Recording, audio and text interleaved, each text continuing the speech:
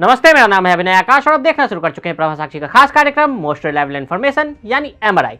अक्सर ये कहा जाता है कि अगर हमारे पड़ोसी अच्छे हैं तो हमारी रोजमर्रा की कई छोटी बड़ी बातों का फिक्र यूं ही खत्म हो जाता है।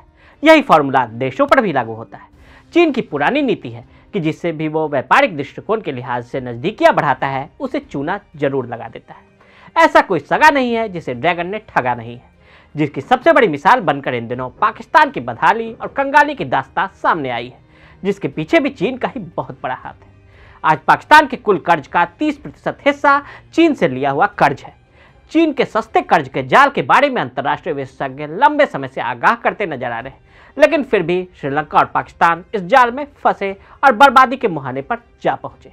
ऐसा ही कुछ नज़ारा बीते दिनों एक और भारत के पड़ोसी देश श्रीलंका का देखने को भी मिला था। चीन ने श्रीलंका में काफ़ी निवेश किया, यही निवेश श्रीलंका के लिए गले की फांस बन गया।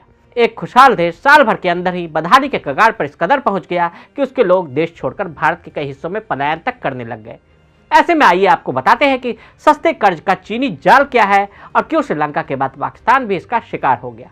इन सब बीच हमारे पते की बात यानी भारत के लिए बेहतरी का मौका कैसे है। कहते हैं कि किसी को अपना गुलाम बनाना है तो उसके सिर्फ दो ही तरीके हैं, या तो उसे जंग के मैदान में मात दो या फिर उसे इतना कर्ज दो कि वो कभी लौटा ही ना सके।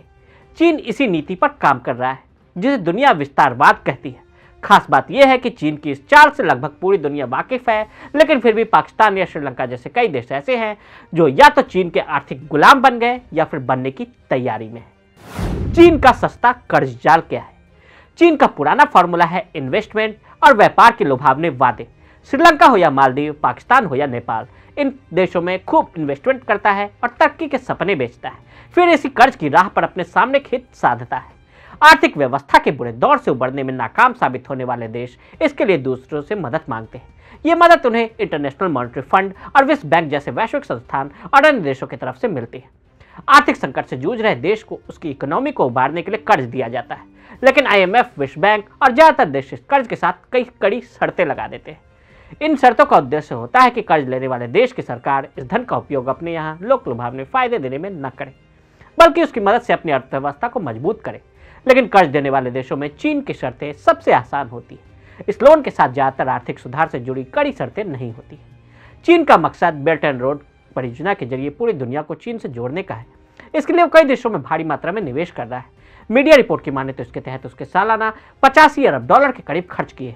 चीन की महत्वाकांक्षा अब 42 देशों के लिए मुसीबत बनती जा रही है। श्रीलंका के लिए भस्मासुर बना चीन। चीन ऐसा देश है जो किसी भी पर अपना हाथ रख दे तो उसे कंगाल बना देता है, क्योंकि चीन का कर्ज और उस देश की कंगाली दिन दूनी रात चौगुनी बढ़ती ही। साल भर पहले श्रीलंका का विदेशी मुद्रा भंडार 5 अरब डॉलर से ज्यादा हुआ करता था, वो अब 1 अरब डॉलर तक आ चुका है। डॉलर का भाव 200 श्रीलंकाई रुपए से भी ज्यादा हो गया है। श्रीलंका अंतर्राष्ट्रीय ट्रेड रूट में काफी अहम रोल रखता है।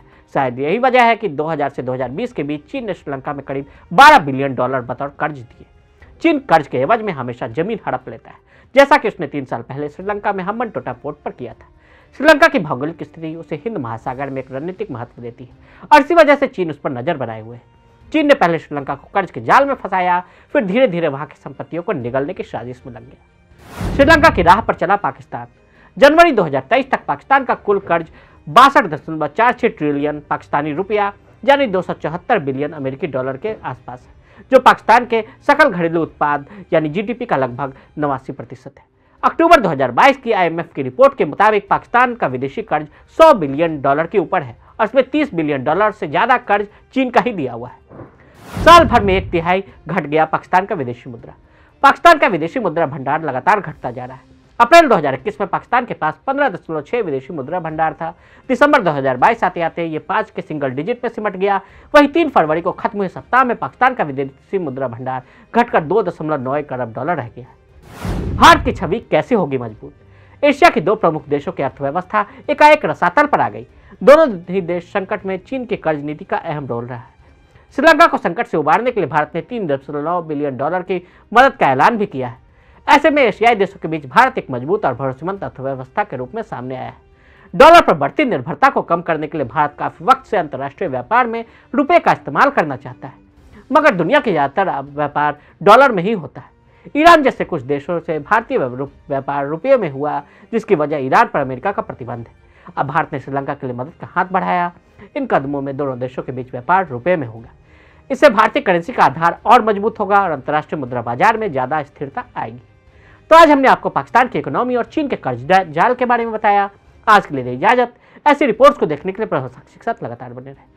वीडियो को देखने के लिए फेसबुक पर फॉलो करें, यूट्यूब पर प्रभाव साक्षी को सब्सक्राइब करें।